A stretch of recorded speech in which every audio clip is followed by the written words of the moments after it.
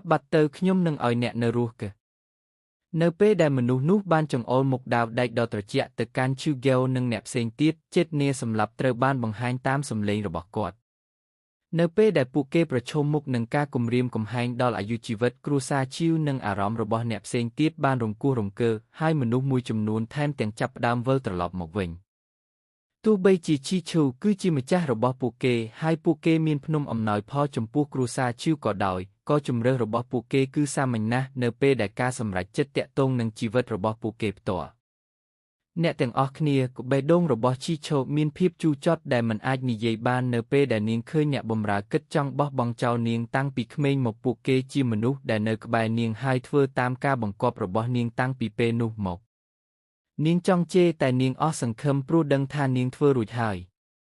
เนขนงซาเนียงขมินอติโปเรื่อมนายจะไวลอยให้ประชังหนึ่งมนุษย์แต่เนียงมันอาจเฟื่อบาบานตู้ใบเนียงแต่ตัวบานพบยุทธทอก็ได้ก่อนเนียงอาจสู้ตรอมเวียบานปรุเนียงเนแต่มันจองสลับโหบนใต้ขณะได้ชีโชกำปงอสังคมสรมอมวยบานโลดเจงปีเปรยโดยจีสัจจำไหลให้บานหมกดอหมกชีโคเบงเบงกราวเปโจจัดจุนนุบานวีประหาดอยละบื้นรนเตะบาดได้รอบมันบานนอมหมกเนเจตนาสำหรับจิมวยปูเกให้ปูเกบานฮอตรังชปูเตรบมนุเบเนมอปีสัมปอนดาวโฮโฮโฮ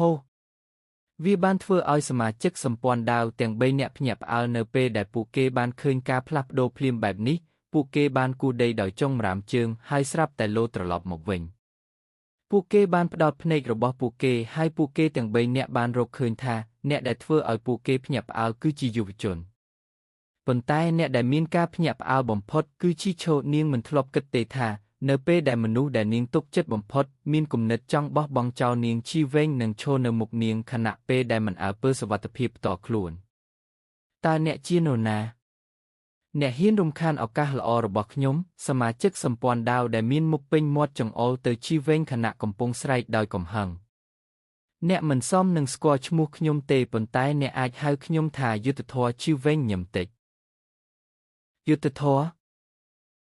บรอปุกมัดบานเรือดาวได้ในขนงได้ระบอกกอดให้พลุมช่อรบมันบานฮอเตอชีเวง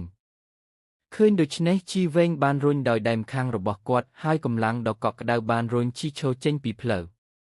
บรรทบมอกกอดบานเก็กคลุนอย่างเลือนให้บรรทบปีเก็กปีกาวีประหานุกอดกอรถดำรองเตอร์บรอนุให้วีหนึ่งบาทได้หมุยเพลกไอเนี่ยกำปงสไวโรกสิกได้สลับเยโดยเมื่อคืนถ่าชีเว้งแทมแต่งเฮียนวีตบเว้งสมาชิกสัมปอนดาวปีเนี่ยตีดก่อบานดอกดาวได้เจงปีขนองระบบปูเกให้จะเตลอชีเว้งจีมวยหนึ่งกบัดดาวจำไหลมวยจำนวนโฮโฮมันเริ่มแต่ชีเว้งเหมือนบานกิกเตกอดบานพลับโดกบัดวีลกระบบกอดให้บาดได้แต่งใบบานจบแกงขนองเปแต่มวยเพื่อเอาดาวได้แต่งใบบกนี้เตเว้งเตหมอกเคลงเคลงเคลงสำเล้งทมุนใบบรรลือลางให้มนุษย์บุญเนี่ยก็ดาถอยกล้าวบันติกบนใต้ปีบาดได้ระบบชีเว้งอารมณ์สปึกสระปนบานหมกปีวีชีเว้งก็เงืองชงอให้กาบังห้างระบบกอดการแต่ทงนกอดบานดังถาปูเกแต่งใบเนี่ยจีเนี่ยจุมนี้ในท่านวิญญาณกมรตีปรามให้ปูเกเหมือนบ้านสมใบแต่ปราอำนาจเป็นเล้งระบบปูเกสมาชิกสัมปอนดาวแต่งใบกงกบาได้ปูเกบานรกเคยรุยหายถาชีเว้งสถัดในขนมกมรตีบุญในอาณาจักรวิญญาณปนใต้เนเป้ได้เขมรโตยมันเนี่ยได้สถัดขนมกมรตีบุญอาจวีปูเกแต่งใบตลอดหมกเว้งนุมีนในท่าปูเกมันอาจเมื่อสราวกำลังระบบมนุษย์โตยบาลายเขมรโปรยังคือชีมนุษย์จำไหลแต่งสรงเนี่ยมันจำบัดเฟอบาบสัมปอนดาวระบบยังสำหรับมนุษย์มวยจำนวนได้เนี่ยมันสกอนุเต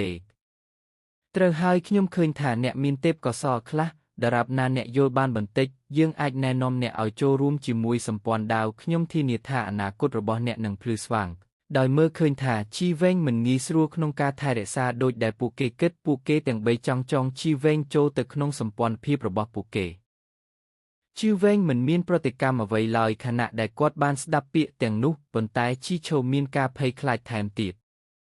เนียงหนึ่งชีเว้งมีนประวัติซีจุมเราให้ชีเว้งปิดจีมันมีนให้พอนามวยดำใบจุยเนียงลอยเป็นนิสัมปอนดาวบักแหลกคันแบบนี้เนียงปิดจีปรุยบารมธาชีเว้งหนึ่งดักเนียงตะคางให้บอบองเจ้าเนียง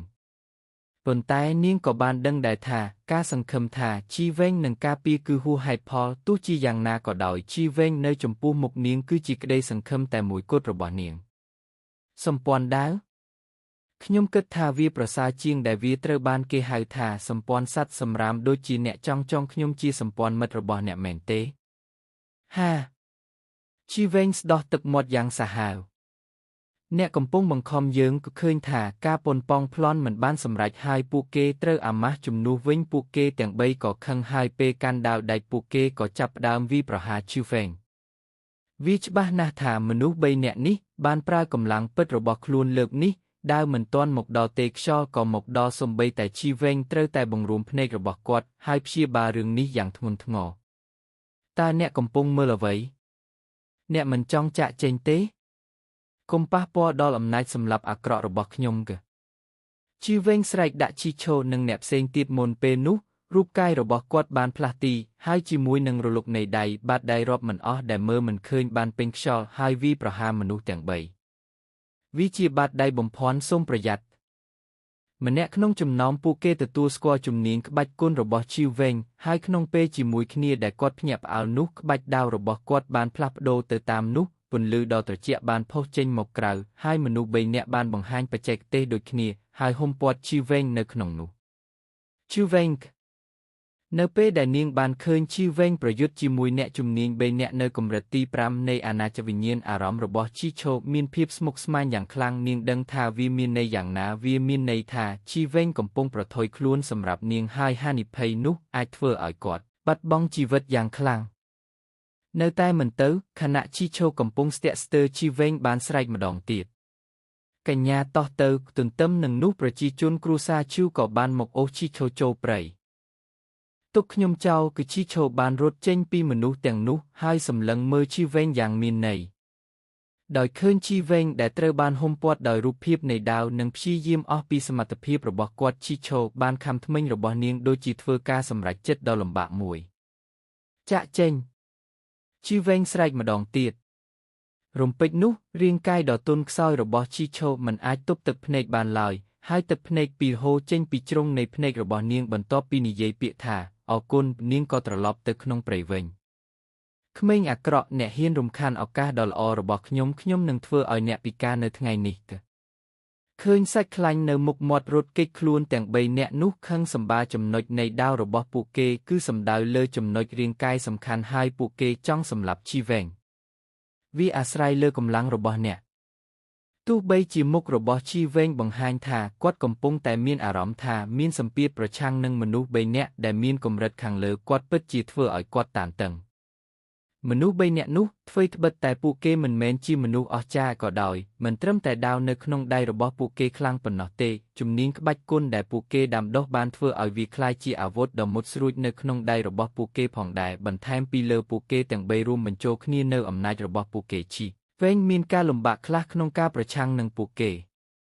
អ្វីដែលសំខាន់បំផុតនោះគឺជីវែងមិនចង់លាតត្រដាងនៅក្បាច់រន្ទះទាំង3របស់គាត់ដូច្នេះហើយគាត់បានសម្រេចចិត្តថាគាត់មិនចង់រញ៉េញ៉ៃជាមួយពួកគេទាំង3ទៀតទេហូដោយគិតដល់ចំណុចនោះជីវែងបានក្លែងបន្លំចលនាមួយបន្ទាប់មកលោតទៅលើអាកាសហើយលោតចេញមកដូចភ្លេចបន្ទោចេញពីរង្វង់មនុស្ស3នាក់របស់ពួកគេអ្នកទាំង3រើសសម្រាមមកចាប់ខ្ញុំក៏បន្ទាប់ពីលោតចេញមកជីវែងបានជេរប្រមាថពួកគេហើយញឹមបន្ទាប់មកក៏លោតចូលព្រៃដូចស្វាចង់គេចតេងឃើញជីវែងកំពុងរត់ចេញហើយតើមនុស្ស3នាក់អាចឲ្យគាត់ទៅបានយ៉ាងដូចម្ដេចពួកគេបានដេញតាមគាត់យ៉ាងលឿនប៉ុន្តែគេនៅតែមើលស្រាលជីវែងទោះបីជាពួកគេបានប្រើកម្លាំងខាងវិញ្ញាណរបស់ពួកគេដល់កម្រិតអត្តបរមានិងប្រើជំនាញក្បាច់គុណគ្រប់បែបយ៉ាងក៏ដោយក៏ពួកគេគ្មានផ្លូវដេញតាមជីវែងឡើយវាតែងតែមានចម្ងាយរវាងពួកគេហែងនេះជាសត្វស្វាដែលចាប់កំណើតឡើងវិញតើម៉េចក៏លឿនម្ល៉េះក្មេងប្រុសនេះមិនសាមញ្ញទេគាត់មានកម្លាំងខ្លាំងនៅអាយុបែបនេះហើយគាត់ថែមទាំងអាចគេចផុតពីការបង្កើតដាវរបស់យើងគាត់ត្រូវតែមានទេពកោសល្យខ្ពស់ខ្លាំងណាស់ត្រឹមត្រូវហើយនេះជាលើកទី1ហើយដែលខ្ញុំបានឃើញនរណាម្នាក់ប្រើបាតដៃបំភាន់ដល់កម្រិតនេះប្រសិនបើគាត់បន្តអភិវឌ្ឍគាត់ពិតជានឹកស្មានមិនដល់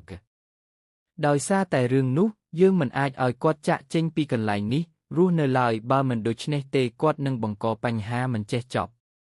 កាលណាមនុស្សទាំង3យល់ពីកម្លាំងរបស់ជីវែងបេះដូងរបស់គេកាន់តែត្រជាក់ពួកគេបានសម្រេចចិត្តបន្តិចម្ដងដើម្បីសម្លាប់ជីវែងនៅលើភ្នំអសខាងវិញ្ញាណ ល្បឿនរបស់អ្នកទាំង3នេះលឿនណាស់ខ្ញុំមិនអាចកម្ចាត់ពួកគេបានទេ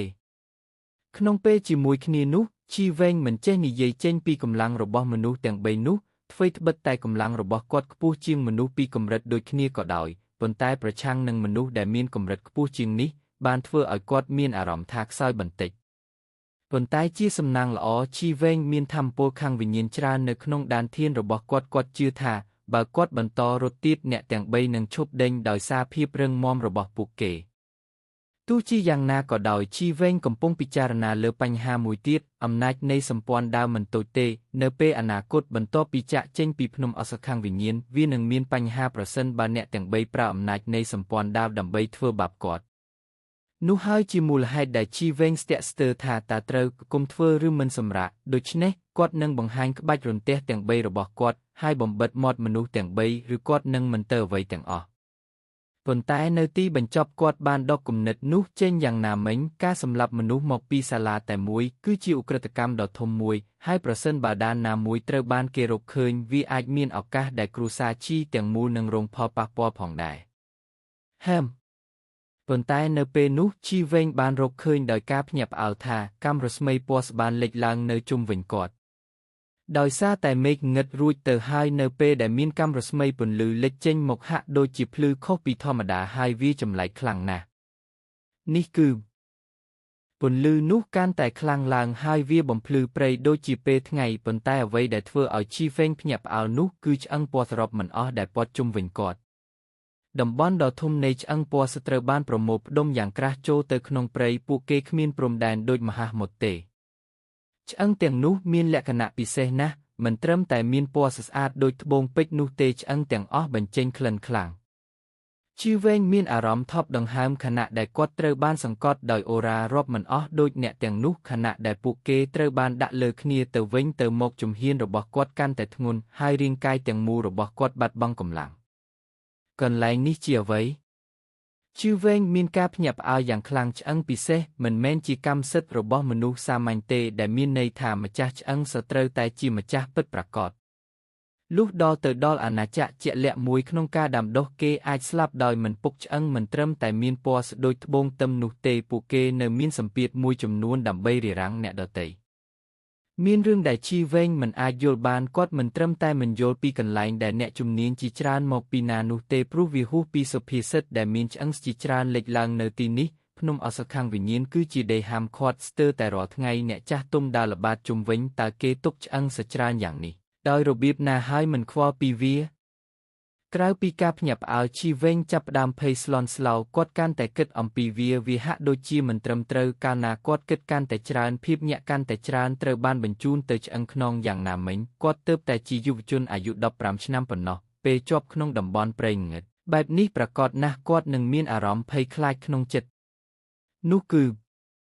ភ្លាមនោះភ្នែករបស់ជីវែងបានភ្លឺឡើងគាត់បានរកឃើញដោយតក់ស្លុតថាមានរូបរាងពីចម្ងាយដើរយ៉ាងស្ងប់ស្ងាត់ក្នុងឆ្អឹងគាត់អាចមើលឃើញយ៉ាងច្បាស់ថាវាគឺជាបុរសចំណាស់ម្នាក់បុរសចំណាស់នោះស្អាតដូចព្រិលគាត់ពាក់អាវពណ៌ខៀវហើយនៅលើអាវនោះមានសញ្ញាសម្គាល់ត្រីកោណ8បុរសចំណាស់មុខរបស់បុរសចំណាស់ញឹមហើយគាត់កំពុងដើរយឺតឆ្ពោះទៅរកទីដៅរបស់ជីវែងគាត់មិនត្រូវបានប៉ះពាល់សូម្បីតែបន្តិចដោយឆ្អឹងប៉ុន្តែអ្វីដែលធ្វើឲ្យជីវែងភ្ញាក់ផ្អើលបំផុតនោះគឺស្បែករបស់បុរសចំណាស់ដែលដូចជាត្បូងពេជ្រនិងពន្លឺចែងចាំងដែលរាងកាយទាំងមូលរបស់គាត់បានបញ្ចេញមកប្រភេទនៃអាពិសេសនោះគឺដូចជាពួកបរិសុទ្ធចុះមកក្នុងពិភពលោកម្ចាស់តើនោះជាភ្នូរឆ្អឹង1000មកពីរឿងព្រេងទេពេលនោះអ្នកទាំង3នាក់មកពីសម្ព័ន្ធដាវក៏រត់ទៅមុខដែរទោះជាយ៉ាងណាក៏ដោយពួកគេលែងមានគំនិតចង់វាយប្រហារជីវែងទៀតហើយខណៈដែលពួកគេភ្ញាក់ផ្អើលយ៉ាងខ្លាំងចំពោះទស្សនវិជ្ជានៅចំពោះមុខពួកគេបើប្រៀបធៀបទៅនឹងការភ័យស្លន់ស្លោរបស់ជីវែងពាក្យមួយត្រូវបានសរសេរយ៉ាងច្បាស់នៅលើមុខរបស់មនុស្សទាំង3ការភ័យខ្លាចទីបញ្ចុះ1000ឆ្អឹងតើកន្លែងនេះជាប្រភេទអ្វីបេះដូងរបស់ជីវែងបានកន្ត្រាក់ហើយគ្រាន់តែឈ្មោះនោះធ្វើឲ្យគាត់មានអារម្មណ៍មិនសប្បាយចិត្តអាក្មេកឯងបានសម្លាប់យើងទាំងអស់គ្នាហើយអ្នកពិតជាបាននាំយើងទៅកន្លែងបែបនេះមែនភ្នូរឆ្អឹង1000នេះគឺជាកន្លែងគ្រោះថ្នាក់កបុរសពុកម៉ាកតនោះនិយាយដោយសំឡេងញ័រកន្លែងគ្រោះថ្នាក់ ត្រូវហើយវាជាកន្លែងគ្រោះថ្នាក់ពិតប្រាកដទេវាជារឿងព្រេងមួយនៃភ្នំអសខាងវិញ្ញាណយោងទៅតាមរឿងព្រេងមានភ្នូឆ្អឹង1000ដែលមិនមែនជាការពិតមិនអាចស្វែងរកបានហើយវាលេចឡើងនៅលើភ្នំវិជ្ជសាស្ត្រខាងវិញ្ញាណនៅពេលមិនបានគ្រោងទុកប៉ុន្តែកន្លែងនេះពិតជាកន្លែងគ្រោះថ្នាក់បំផុតរឿងព្រេងនិទានថាអ្នកដែលចូលទៅកន្លែងនេះមិនទុកឲ្យរស់ទេសូម្បីតែមនុស្សដែលរក្សាជីវិតក៏នឹងក្លាយជាមនុស្សឆ្កួតដែរខ្ញុំមិនដែលគិតថារឿងព្រេងដ៏គួរឲ្យខ្លាចនោះជាការពិតទេយើងបានឈានជើងចូលទៅក្នុងទីបញ្ចុះសប្រព័ន្ធឆ្អឹងពីរអ្នកទៀតក៏មានការភ័យខ្លាចយ៉ាងខ្លាំងនៅពេលពួកគេនិយាយពាក្យខ្លះមិនសមហេតុសមផលហើយវាបង្ហាញថាពួកគេភ័យខ្លាចនៅក្នុងចិត្តរបស់ពួកគេប្រសិនបើខ្ញុំអាចសួរតើនេះពិតជាកន្លែងបញ្ចុះសព1000ឆ្អឹងឬជីវែងសម្លឹងមើលទៅបុរសចំណាស់ដ៏អាថ៌កំបាំងនោះដែលកំពុងកាន់ស្លាបមាន់ទោះបីជាគាត់មិនអាចមានអារម្មណ៍អ្វីពីរាងកាយរបស់បុរសចំណាស់ក៏ដោយគ្រាន់តែមើលផ្នែកខាងក្រៅរបស់គាត់ជីវែងអាចប្រាប់បានថាគាត់ពិតជាមិនធម្មតាដោយគ្មានការសង្ស័យគាត់ត្រូវតែជាអ្នកបាញ់ប្រហារដ៏ធំនៅក្នុងសាលានេះខៀវប៉ុន្តែអ្វីដែលធ្វើឲ្យគាត់ច្របូកច្របល់នោះគឺបុរសចំណាស់ម្នាក់នោះច្បាស់ជាសម្លឹងមកគាត់ប៉ុន្តែគាត់មិនបានសំបីតែបើកមាត់និយាយផ្ទុយទៅវិញជាមួយនឹងជ្រុងមាត់របស់គាត់ពួកគេបានបង្កើតស្នាមញញឹមដ៏ចម្លែកមួយអូឯងនិយាយជាមួយអ្នកណាអាក្មេកកុំព្យាយាមបោកប្រាស់យើងប៉ុន្តែអ្វីដែលនឹកស្មានមិនដល់នោះគឺថាបន្ទាប់ពីបានស្ដាប់ការហាយរបស់ជីវែងទៅកាន់បុរសចំណាស់នោះមុខរបស់សមាជិកសម្ព័ន្ធដាវទាំង3នាក់នោះស្លេកស្លាំងភ្លាមដោយគ្មានដានពណ៌អ្វីទាំងអស់មិនឃើញទេថាខ្ញុំកំពុងនិយាយជាមួយមនុស្សនេះជីវែងចង្អុលទៅបុរសចំណាស់អាថ៌កំបាំងដែលកំពុងឈរក្បែរនោះមនុស្សអ្វីកូនកំព្រាអ្នកពិតជាចង់ស្លាប់គឺបុរសចោរនោះកាន់ដាវរបស់ខ្លួនហើយចង់វាយប្រហារជីវែងគុំរំខានគាត់អីបុរសម្នាក់នេះមានបញ្ហាហើយយើងគួរតែចាក់ចេញពីកន្លែងនេះយ៉ាងលឿនប៉ុន្តែមុននឹងអនុញ្ញាតឲ្យគាត់វាយជនរងគ្រោះ2នាក់ទៀតបានទាញស្មាគាត់ហើយចាប់អូសគាត់ចេញទៅកាន់ផ្លូវដែលពួកគេមកពីជេប៉ុន្តែនៅពេលនោះស្រាប់តែមានសំឡេងគោះត្រចៀកពីគ្រប់ទីសំឡេងនោះចម្លែកណាស់រន្ធត់ខ្លាំងណាស់ហើយវាហាក់ដូចជាព្រលឹងរាប់លានកំពុងស្រែកត្រហោយំអំពីភាពអយុត្តិធម៌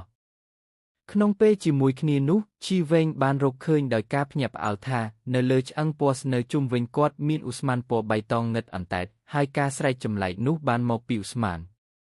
ប៉ុន្តែអ្វីដែលធ្វើឲ្យជីវែងមិនសប្បាយចិត្តបំផុតនោះគឺឧស្ម័នពណ៌បៃតងចាស់ដ៏ចម្លែកបានអន្តែតមករកជីវែងនិងអ្នកផ្សេងទៀត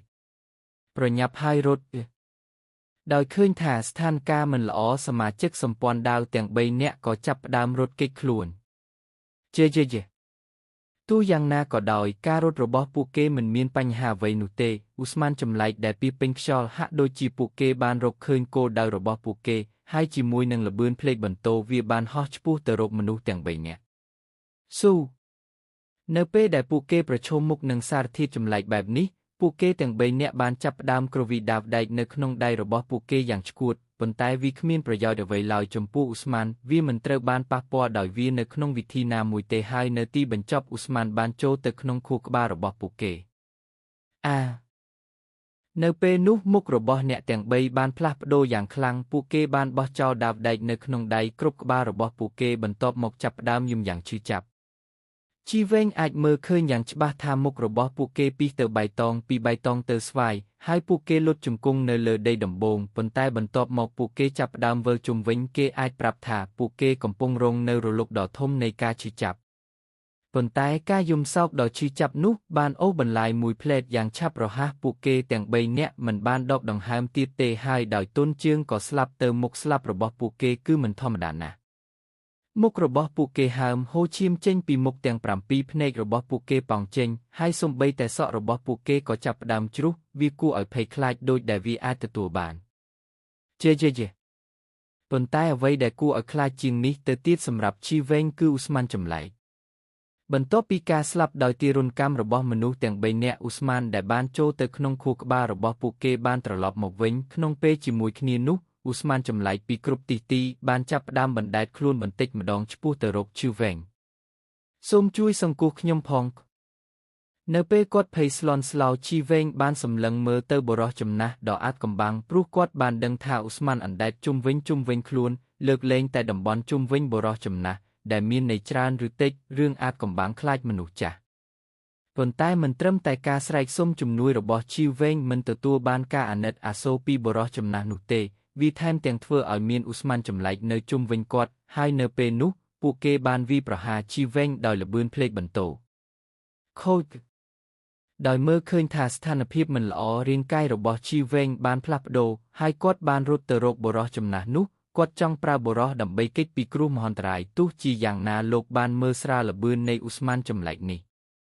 គ្រាន់តែរត់បានប៉ុន្មានជំហានជីវែងមានអារម្មណ៍ឈឺចាប់ពីក្នុងខួរក្បាលហាក់ដូចជាមានអ្វីមួយចូលទៅក្នុងស្មារតីរបស់គាត់ហើយកំពុងហែកខួរក្បាលគាត់ដាច់ភ្លាមនោះការឈឺចាប់នៅតែបន្តកើនឡើងហើយជីវែងបានដឹងរួចមកហើយថាឧស្ម័នចម្លែកជាច្រើនបានចូលក្នុងខួរក្បាលរបស់គាត់របស់ទាំងនោះប្រៀបដូចជាស៊ីរូបកាយរបស់គាត់ហើយនាំមកនូវការឈឺចាប់ក្នុងកាលៈទេសៈនោះជីវែងគ្មានវិធីទប់ទល់ឡើយហើយគាត់ក៏ដួលទៅដីយ៉ាងលឿនគាត់ចាប់ផ្ដើមវិលថយក្រោយដូចសមាជិកសម្ព័ន្ធដាវទាំង3នាក់ពីមុនខណៈពេលដែលកំពុងយំយ៉ាងខ្លាំងពេលមើលទៅទិដ្ឋភាពនោះបុរសចំណាស់ដ៏អាចកំបាំងម្នាក់នេះមិនបានរើខ្លួនតតែសោះទោះជាយ៉ាងណាក៏ដោយស្នាមញឹមចម្លែកដែលមាននៅលើមុខរបស់គាត់បានថយចុះបន្តិចម្ដងហើយជំនួសមកវិញវាគឺជាខ្សែកង់ដែលខកចិត្តប៉ុន្តែនៅពេលនោះជីវែងស្រាប់តែចាប់ផ្ដើមញាប់ញ័រកាំរស្មីពណ៌ស្មួយលាតចេញពីក្បាលរបស់គាត់ដូចជាខ្យល់គួចហើយចាប់ផ្ដើមវិលជុំវិញវាមួយរំពេចនោះឧស្ម័នចម្លែកទាំងអស់ក្នុងរង្វង់ជាច្រើនម៉ែត្របានផ្ទុះឡើងដូចជាធូលីនិងផ្សែងបន្ទាប់ពីស្រក់ទឹកភ្នែកជីវែងបានដេកលើដីដោយគ្មានកម្លាំងហើយបានសន្លប់ប៉ុន្តែរលកកាំរស្មីពណ៌នោះបានបន្តវិលជាមួយគាត់ជាស្នូលនៅក្រោមការការពារនៃពន្លឺដែលបក់បោកឧស្ម័នចម្លែកពីគ្រប់ទីមិនហ៊ានចូលទៅជិតជីវែងឡើយសូម្បីតែសំឡេងចោះត្រចៀកពីមុនក៏កាន់តែជ្រៅទៅដូចជាភ័យខ្លាចប្រឈមមុខនឹងការផ្លាស់ប្ដូរនោះការបញ្ចេញមតិរបស់បុរសចំណាស់អាចកំបាំងបានផ្លាស់ប្ដូរហើយការភ្ញាក់ផ្អើលដ៏រីករាយបានលេចចេញពីភ្នែកទាំងពីររបស់គាត់បន្ទាប់មកគាត់បានគ្រវីដៃអាវធំរបស់គាត់ហើយរលកចម្លែកបានសាយភីគ្រប់ទីកន្លែងឧស្ម័នទាំងអស់បានចូលទៅក្នុងឆ្អឹងនៅពេលដែលឧស្ម័នចម្លែកបានរលាយបាត់ពន្លឺវិលជុំវិញខ្លួនរបស់ជីវវែងក៏ចូលទៅក្នុងខួរក្បាលរបស់ជីវវែងបន្តិចម្ដងបន្ទាប់ពីរងចាំជិត1000ឆ្នាំទីបំផុតខ្ញុំបានជួបមនុស្សដែលអាចទទួលបានខ្ញុំសង្ឃឹមថាអ្នកមិនខកចិត្តខ្ញុំរាងកាយរបស់បុរសចំណាស់នោះបានរំកិលចុះអន្តែតលើអាកាសបន្ទាប់មករំកិលខ្លួនយឺតនៅចំពោះមុខជីវវែងបន្ទាប់ពីនោះម្រាមដៃរបស់គាត់បានពង្រីកហើយគាត់បានចង្អុលទៅទ្រូងរបស់ជីវែងវត្ថុចាំងដូចរុយជាច្រើនបានហោះចេញពីម្រាមដៃរបស់គាត់ហើយបាញ់ចូលទ្រូងរបស់ជីវែងនៅពេលដែលវត្ថុភ្លឺទាំងនោះបានឆ្លងកាត់សម្លៀកបំពាក់របស់ជីវវែងហើយចូលទៅក្នុងខ្លួនរបស់គាត់សម្លៀកបំពាក់នោះមិនខូចខាតទេប៉ុន្តែទ្រូងរបស់គាត់ចាប់ផ្ដើមមានពន្លឺជាច្រើនចំណុចបុរសចំណាស់សម្លឹងមើលជីវវែងយ៉ាងស្ងៀមស្ងាត់រហូតដល់ពន្លឺបាត់ចេញពីទ្រូងរបស់ជីវវែងបន្ទាប់មកគាត់ក៏បិទភ្នែកបន្តិចម្ដងរំពេចនោះជាមួយនឹងបុរសចំណាស់នៅកណ្ដាលខ្យល់ព្យុះពណ៌បៃតងខ្មៅដ៏កាចសាហាវមួយបានចាប់ផ្ដើមវិលជុំវិញហើយខ្យល់ព្យុះនេះមានចំណុចសំខាន់ដែលផ្ទុកនៅសម្ពាធដ៏គួរឲ្យភ័យខ្លាចដែលមិនអាចប្រៀបផ្ទឹមបានភ្លាមនោះវាបានលេបត្របាក់ព្រៃភ្នំអ្វីដែលចម្លែកនោះគឺខ្យល់ព្យុះនេះមិនបានហក់ឡើងលើអាកាសទេផ្ទុយទៅវិញវាបានចាប់ផ្ដើមធ្លាក់មកក្នុងដីទីបំផុតវាចូលជ្រៅទៅក្នុងដីហើយឆ្អឹងស្ដ៏ធំក៏បាត់ទៅបន្ទាប់ពីខ្យល់ព្យុះដ៏កំណាចនោះផ្កាស្មៅនិងដើមឈើទាំងអស់នៅក្នុងព្រៃមិនប្រែប្រួលឡើយហើយមេឃពេលយប់ក៏គ្របដណ្ដប់លើដីម្ដងទៀតការផ្លាស់ប្ដូរតែមួយគត់គឺជីវែងដែលដួលសន្លប់និងសមាជិក3នាក់នៃសម្ព័ន្ធដាវខ្យល់បក់បោកមកហើយនាំឲ្យមានភាពត្រជាក់បន្តិចភាពត្រជាក់នោះក៏ធ្វើឲ្យលោកជីវែងភ្ញាក់ពីអារម្មណ៍ឡើងវិញខណៈដែលគាត់បើកភ្នែកយឺតតើមានអ្វីកើតឡើងតើខ្ញុំកំពុងសុបិនទេជីវែងអង្គុយចុះហើយខណៈពេលដែលគាត់ម៉ាស្សាក្បាលដែលឈឺគាត់បានស្កេនជុំវិញគាត់បានរកឃើញថាឈុតឆាកដ៏គួរឲ្យខ្លាចតាំងពីមុនបាត់អស់ទាំងស្រុងហើយវាធ្វើឲ្យគាត់មានអារម្មណ៍ថាបទពិសោធន៍ពីមុនគ្រាន់តែជាសុបិនប៉ុណ្ណោះនេះមិនត្រឹមត្រូវទេនៅពេលដែលការក្រឡេកមើលរបស់ជីវែងទៅលើសមាជិកសម្ព័ន្ធដាវទាំង3គាត់បានក្រោកឈរឡើងភ្លាមពេលគាត់មើលស្ថានភាពស្លាប់គួរឲ្យរន្ធត់គាត់បានដឹងថាព្រឹត្តិការណ៍មុនពិតជាកើតឡើងមែនវាគួរឲ្យខ្លាចណាស់ហេតុអ្វីបានជាមានកន្លែងចម្លែកបែបនេះនៅលើភ្នំអស្តវិញ្ញាណនេះភ្នូខ្មោច1000ឆ្អឹងតើវាមកពីណាតើបុរសចំណាស់អាត់កំបាំងនោះជានរណា ชีเวงมีนการพยับเอาอย่างคลังเอาไว้กรุบยางแต่บ้านการลางระโหดหมกดอจำหน่อยนี้คือมันอาจนึกสมานดอนุเตปรู้เอาไว้แต่บ้านการลางเลิกปีจัวแต่อาจตรอมตรอบานชาเนเปนุชีเวงสรับแต่ยื้อสำเลงเจียงไฮกอดดังถามมีนมนุษย์หมกเจ็ดกระเล็กเมื่อสถานภาพนี้ชีเวงบานเงียกรอยไฮบานรถโจตึกนงเปรยกันแต่เจอกอดจำบัดเตรจะเจงปีปรุกอดมันอาจเอามนุษย์ดังทากอดมีนตุ่มเนตุ่มนงจิมวยสมาชิกสัมปอนดาวใบเนะบามันโดชเนเตกอดหนึ่งขมิ้นวิธีปัญโยวิเตกอดมันอาจนิยายทาปูเกบานโจเตขนงพโนชอังมวยป้อนปีเรืองเปรงเตให้บรรทบหมกเนะแต่งใบบานสลับขณะเปแต่กอดมันเตรบานเกกอแมงเตวิจำไลเปกไฮบาตูจีกอดปรับมนุษย์ก็ขมิ้นเนะนาจือได้ตู้ใบจีมนุษย์จื้อก็ดอยชีเว้งหนึ่งคลายจีมนุษย์จำไลในขนงศาลานิคิวโดยชเนกอดเตรกาดอกเจงในตุ่มเนะตุ่มนงแต่งออกเปชีเว้งรถกอดบานดังพลีมถามีนเอาไว้พลายปีกอดมีนอารมณ์ท่าอารมณ์ระบบกอดฉบานะสมใบแต่สมาได้รมเกลปีกชอก็เตรกอดจับบานได้กอดมันได้มีนอารมณ์แบบนี้ปีมุนหมกเตตากบ้าระบบขยมมีนพีประสาบคลังเมนเตปีปรุมีนทำโปคังวิญญาณจรานเปกในขนมพนมอสคังวิญญาณนี้รวมซ่อมจิมวยหนึ่งพีบสงบสงัดในเปยบชีเวงพียิมสวายรบมูลเหตุได้กอดมีนอารมณ์นอลอเจียงปนตายพลิมนุกอดก็ชบดาวพลิมนุกพเนกแต่งปีระบบกอดพลือลางให้เมื่อเตอกู้อ่อยพยับเอามวยเล็กเจงปีมกระบบกอดมีนอารมณ์ถามีนทำโปจำไลเทอเจลนาให้ตู้ใบเวียนในช่างก็ดอยกอดไอบัญเจบานถาวิจิสมาวิญญาณขยมมันนึกสมานทานิจิขยมเมนเตชีเวงมีนกาพยับเอาจีคลังเนเปได้อาจดังปีกันไลน์ได้สมาคังวิญญาณสถัดเนให้จีกาปิดนะชีเวงดังปีอัตนัยระบวีเพราะสันบาอารมณ์นุจีกาปิดวิมีนในทานเนเลือพนมอสคังวิญญาณกอดโดยจิตรในขนมตึกโฮกึดดอยจุ่มหนุนุชีเวงมันสเตสเตอร์ให้ดาเตอร์ตีดาวได้กอดมีนอารมณ์ทามีนเอาไว้มวยปีนุกอดจังเซิร์ฟอังเกตแต่งสรงเนเปกดขัดกันแต่เจ็ดชีเวงกันแต่สบายเจ็ดโดยซาแต่เจ้านาระบอสมาวิญญาณเมกเนขนงคูกบาระบอกกดกันแต่คลังลางแต่นิเตกิจรานมีในท่าอารมณ์ระบอกกดมันเมนจิกาบ่มผ่อนเตเนเปได้ชีเวงดากัดเปรย์มวยตีดกดบานเคยรุกจิตกระหอมมวยเนปีมุกกดวีคือจีสมาวิญญาณเมกสมาวิญญาณเมกคือละอจิงสมาวิญญาณใดเมกนังดามกระหอมบันเจงปนลือปัวกระหอมไฮเมอร์เตอโดจีเชวิหะโดจีสรสอาจีปิเซเนเปยกเรื่องโตใต้บรรทบปีเลงจิมวยขยมเป็นมวยไงขยมหนึ่งดังท่าตาเนอาเกตปีขยมเตเลิกนิกเป้เคยสมาวิญญาณเมชูเฟงมันชบไฮประยับเติมมุกเพลียมกอดบ้านประโมบดมทำโปคังวิญญาณระบอกกอดเนบาดเจืองระบอกกอดไฮระเบือนระบอกกอดบ้านการหลังเทดองขนงมวยรมเป็ดมวยปอปริพเนกกอดบ้านหมกดอลมุกสมาวิญญาณเมกให้มันปนตายมุนเป้ชีเวงแทมแต่งเลิกได้หลังสมาวิญญาณเมกบ้านบัตเตอร์ไฮมันเตอบ้านเกเคยเตจ้องรถปนตายอาเต้ดอยเคยสมาวิญญาณเมกจ้องเก็กดอยเพียบเมื่อมันเคยชีเวงบังการสนามยำตระเจาะเนจรงมอดระบอกกอดบอจุมเฮียนเตมุกจับยกช่อเนปีมุกกอดให้บรรทบหมอกกอดบานดูสำเลงยมอย่างคลังสมาวิญญาณเมกมวยเตรบานจับเนขนงได้ระบอกชีเวงเนเป้ได้สมาวิญญาณเมกเตรบานจับดอยชีเวงวีบัดบังเพียบเมื่อมันเคยเพลียมให้จับดามต่อสู้อย่างชกูดอำนาจระบบวิคลังจีนสมาวิญญาณได้จิจรานดองปนตายวิขมิ้นประโยชน์โดยเนขนงได้ชีเวงนุเตเนตีบรรจบวิอาจบัดบังทอมจิตขังวิญญาณระบบวิโดยโกรุปปฏิบัติให้คลายจีสมาขังวิญญาณปอกระหอมกันละอิงแต่ดะเนขนงได้ระบบชีเวงวิหะโดยจิตานี้มันเมนจิกาบ่มพรเต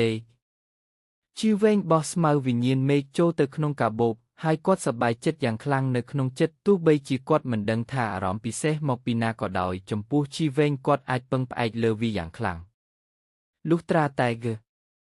ผลตายตามการเกิดมวยวิมันปิบะสำหรับชีเวงขนมการเกิดท่าตาอำนาจมอกปีนาอย่างนามิงวิเตอร์บ้านบังการลางบรรทบปีกอดบานโจเตขนมตีบรรจบสปรปอนจังไฮโกดาวในอุสมานจำไหลนุคือคูกบา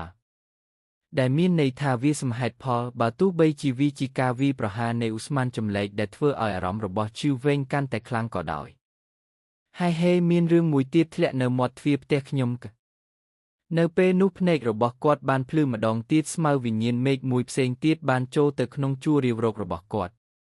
กล้อมอำนาจริวโรกดอกคลังแบบนี้สเตอร์แต่ขมีสมาวิญญาณเมกอาเกตพดปีได้ระบอกชิวเวงบานเตวิธีซะเกตเจงนามวยเตอร์บานเชกจีเกตขัดคอมปรังแปรงช ជឿវែងមិនបានដេកពេញមួយយប់ទេហើយពេលថ្ងៃគាត់ចាប់បានស្មៅវិញ្ញាណមេឃរាប់សិបដើមរួចហើយការប្រមូលផលបែបនេះប្រកាសជាធ្វើឲ្យមនុស្សឆ្កួត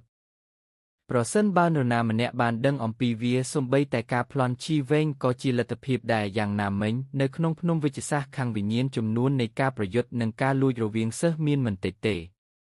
ទោះជាយ៉ាងណាក៏ដោយអំណាចរាវរករបស់ជីវែងមិនត្រឹមតែត្រូវបានកំណត់ចំពោះវិញ្ញាណមេឃប៉ុណ្ណោះទេបើទោះជាមនុស្សចូលក្នុងជួរណាមួយក៏ដោយក៏គេនឹងរកឃើញដោយជីវែងដូច្នេះស្ទើរតែគ្មាននរណាម្នាក់អាចរកឃើញដានរបស់ជីវែងឡើយថ្ងៃមួយទៀតបានកន្លងផុតទៅហើយពេលយប់មកដល់កាបូបរបស់ជីវែងជិតពេញហើយលើកនេះជីវែងមិនបានបន្តការបរបាញ់ទេហើយគាត់បានរកឃើញកន្លែងលាក់ខ្លួនដើម្បីចាប់ផ្ដើមកែមអស្មៅវិញ្ញាណមេឃល្បឿនចម្រាញ់របស់ជីវែងគឺលំដាប់កំពូលហើយក្រោយពីបានតែ4ម៉ោងកាបូបដែលពោពេញទៅដោយវិញ្ញាណមេឃត្រូវបានគេចម្រាញ់ដោយគាត់ទាំងស្រុងជាមួយនឹងការនោះដានឌៀនរបស់គាត់ក៏កាន់តែពេញទៅនោះបានធ្វើឲ្យជីវែងរីករាយហើយទោះបីជាវិញ្ញាណមេឃមិនអាចប្រៀបធៀបទៅនឹងវិញ្ញាណបរិសុទ្ធក៏ដោយប្រសិនបើគាត់មានបរិមាណនេះជារៀងរាល់ថ្ងៃដើម្បីចម្រាញ់គាត់អាចបំបែកបានក្នុងរយៈពេល10ថ្ងៃចាប់ពីថ្ងៃនោះមកជីវែងបានចំណាយពេលពេញមួយថ្ងៃក្នុងរង្វង់កណ្ដាលនៃភ្នំអស្តវិញ្ញាណហើយតាមប្រមាញ់ស្មៅវិញ្ញាណមេឃដោយគ្មានការខាត់រហូតដល់យប់ជ្រៅគាត់បានចម្រាញ់វិញ្ញាណមេឃទាំងអស់ដែលគាត់បានបរបាញ់នៅថ្ងៃនោះបន្ទាប់ពីសម្រាករយៈពេល4ម៉ោងគាត់បានបន្តបរបាញ់យ៉ាងឆ្កួតវាជារង្វើជុំបែបនេះហើយបន្ទាប់ពី9ថ្ងៃចាប់ពីពេលដែលជីវែងចូលទៅក្នុងភ្នំអស្តខាងវិញ្ញាណគាត់មានអារម្មណ៍ថាមានការផ្លាស់ប្ដូរដ៏អស្ចារ្យនៅក្នុងដានធានរបស់គាត់សត្វរន្ទះទាំង9បានផ្លាស់ប្ដូរជាថ្មីម្ដងទៀតហើយចុងក្រោយជីវែងបានបំបែកកម្រិតទី4នៃអាណាចក្រវិញ្ញាណទៅក្នុងទី5ដោយអំណាចនេះខ្ញុំគួរតែអាចទោនឹងមនុស្សដែលស្ថិតនៅកម្រិតទី6នៃអាណាចក្រវិញ្ញាណដោយមានអារម្មណ៍ថាកម្លាំងដែលត្រូវបានកែលម្អជាច្រើនដងជីវែងមិនអាចនិយាយបានដោយខ្លួនឯងអ្នកដែលមានរន្ទះដ៏ទេវភាពពិតជាមានថាមពលខ្លាំងជាងអ្នកដទៃជាពិសេសក្បាច់រន្ទះទាំង3របស់គាត់ប្រសិនបើគាត់ប្រើវាសូម្បីតែអ្នកជំនាញនៅកម្រិតទី6នៃពិភពវិញ្ញាណក៏មិនអាចយកឈ្នះគាត់បានដែរការប្រយុទ្ធឆ្លងកាត់កម្រិតបានប្រឆាំងនឹងសុបវិនិច្ឆ័យរួចទៅហើយអ្វីត្បិតតែមនុស្សដែលមានទេពកោសល្យខ្ពស់អាចធ្វើវាបានក៏ដោយប៉ុន្តែអ្នកទាំងនោះគឺជាទេពកោសល្យប្រសិនបើរឿងទាំងនោះកើតឡើងលើមនុស្សម្នាក់ដែលមនុស្សបានដឹងនោះអ្នករាល់គ្នានឹងភ្ញាក់ផ្អើលបន្ទាប់ពីបានបង្កើនអំណាចរបស់គាត់ជីវែងបានទៅតាមប្រមាញ់ស្មៅវិញ្ញាណមេឃម្ដងទៀតលើកនេះវាងាយស្រួលជាងត្រឹមតែកន្លះថ្ងៃប៉ុណ្ណោះគាត់បានបំពេញកាបូបរួចហើយដោយសារថង់អាហារស្ទើរតែទេកាបូបនោះក៏ក្លាយជាឧបករណ៍របស់ជីវែងសម្រាប់រក្សាទុកថ្នាំខាងវិញ្ញាណទោះជាយ៉ាងណាក៏ដោយជីវែងបច្ចុប្បន្នមិនត្រឹមតែគិតអំពីស្មៅវិញ្ញាណមេឃប៉ុណ្ណោះទេគាត់ចង់ឆ្ពោះទៅរករង្វង់ខាងក្នុងហើយគាត់ចង់ពិនិត្យមើលស្មៅវិញ្ញាណបរិសុទ្ធដែលត្រូវបានពាក្យចាំអារាមថាមិនអន់ជាងចំណាត់ថ្នាក់6នៃសត្វសាហាវនោះទេអូរ៉ានេះប៉ុន្តែមុននឹងចូលទៅក្នុងរង្វង់ខាងក្នុងជាយូរមកហើយជីវែងមានអារម្មណ៍ថាអូរ៉ាពីរប្រភេទហើយពួកគេទាំងពីរគឺខ្លាំងណាស់ទី1គឺថ្នាំខាងវិញ្ញាណក្លិនអាក្រក់ដែលពោពេញទៅដោយភាពក្រាស់គឺច្បាស់ជាចេញពីស្មៅវិញ្ញាណបរិសុទ្ធដែលមានធម្មជាតិខាងវិញ្ញាណមានច្រើនណាស់ជិត100អរ៉ាផ្សេងទៀតគឺមកពីមនុស្សវាក៏មានទំហំធំខ្លាំងផងដែរដូច្នេះវាគួរតែជាអ្នកជំនាញនៃកម្រិតទី7នៃអាណាចក្រព្រះវិញ្ញាណនៅពេលនោះអូរ៉ាទាំងពីរត្រូវបានបញ្ចូលគ្នាវាច្បាស់ណាស់ថាបុគ្គលនោះកំពុងមានការប្រយុទ្ធដ៏អស្ចារ្យជាមួយស្មៅវិញ្ញាណបរិសុទ្ធប៉ុន្តែក្លិនរបស់មនុស្សនោះមិនស្ថិតស្ថេរទេដូច្នេះពួកគេច្បាស់ជាបានចូលក្នុងអន្ទាក់តើអ្នកណាខ្លះហ៊ានប្រកួតប្រជែងស្មៅវិញ្ញាណបរិសុទ្ធជាច្រើនដោយខ្លួនឯងដោយចិត្តចង់ដឹងជីវែងបានសម្រេចចិត្តសង្កេតមើលលទ្ធផលពេលគាត់លោតពីលើដើមឈើគាត់ស្រឡាំងកាំងនឹងទិដ្ឋភាពពីចម្ងាយរុក្ខជាតិដ៏ធំកម្ពស់3ម៉ែត្រពោពេញដោយបន្លាពណ៌ស្វាយបានបើកមាត់ពេញដោយធ្មេញវាត្រូវបានបញ្ចេញនូវភាពគៀបសង្កត់ចេញពីរាងកាយរបស់វាហើយវាមិនមើលទៅដូចជាស្មៅវិញ្ញាណបរិសុទ្ធទេវាមើលទៅដូចជាសត្វចម្លែកជាងទោះជាយ៉ាងណាក៏ដោយជាងស្មៅវិញ្ញាណបរិសុទ្ធដ៏គួរឲ្យខ្លាចការក្រឡេកមើលរបស់ជីវែងបានផ្ដោតលើតួលេខដ៏តូចនេះដោយសារតែតួលេខនោះមិនត្រឹមតែបានឆ្លងកាត់ការបង្កើតស្មៅវិញ្ញាណបរិសុទ្ធជិត100ប៉ុណ្ណោះទេវាគឺជាភាពស្រស់ស្អាតដែលត្រូវនឹងឈ្មោះរបស់នាងសក់វែងឆើតឆាយមុខដ៏ស្រទន់នោះស្បែកពណ៌សព្រិលនោះភ្នែកទាំងនោះដែលមិនភ័យខ្លាចនៅចំពោះមុខគ្រោះថ្នាក់ហើយផ្ទុយមកវិញបានតាក់ទាញជីវែងយ៉ាងខ្លាំង ក្មេងស្រីនោះពិតជាមនុស្សដ៏ស្រស់ស្អាតបំផុតដែលជីវែងធ្លាប់បានឃើញប៉ុន្តែមូលហេតុដែលជីវែងចាប់អារម្មណ៍នាងមិនត្រឹមតែដោយសាររូបរាងរបស់នាងប៉ុណ្ណោះទេវាក៏ជាអំណាចដែលនាងមាននៅអាយុរបស់នាងប្រយ័ត្នខាងក្រោមគឺភ្លាមនោះជីវែងបានស្រែកខ្លាំងដោយសារតែគាត់មានអារម្មណ៍ថាមានស្មៅវិញ្ញាណបរិសុទ្ធត្រូវបានលាក់នៅក្រោមជើងរបស់ក្មេងស្រីអ្វីក្មេងស្រីមិនបានចាប់អារម្មណ៍ជីវែងទេដូច្នេះបន្ទាប់ពីបានឮសំឡេងស្រែកមិននឹកស្មានដល់ធ្វើឲ្យនាងភ្ញាក់ផ្អើលនាងបានយកជើងទាំងពីរជាន់លើដីហើយលោតទៅលើអាកាសនៅពេលដែលនាងចាក់ចេញពីដីស្មៅវិញ្ញាណបរិសុទ្ធដ៏ធំមួយបានជីកចេញពីដីដោយមានចង្កូមនិងក្រញាំជើងរបស់វាត្រូវបានបន្លាព្រឹត្តិការណ៍ដែលមិននឹកស្មានដល់នោះបានបង្កើតឲ្យមានការភ័យខ្លាចយ៉ាងខ្លាំងចំពោះក្មេងស្រីនោះប្រសិនបើវាមិនមែនសម្រាប់ការរំលឹកសំឡេងនោះនាងប្រកាសជាបានចំណាយប្រាក់យ៉ាងច្រើនដោយការដឹងគុណនៅក្នុងចិត្តនាងបានសម្លឹងមើលទៅឈីវែងប៉ុន្តែនៅពេលដែលនាងបានឃើញឈីវែងទឹកមុខដ៏ឆ្ងាញ់របស់នាងបានក៏ភ្លាមហើយនាងបាននិយាយទាំងតក់ស្លុតថាតើអ្នកមែនទេ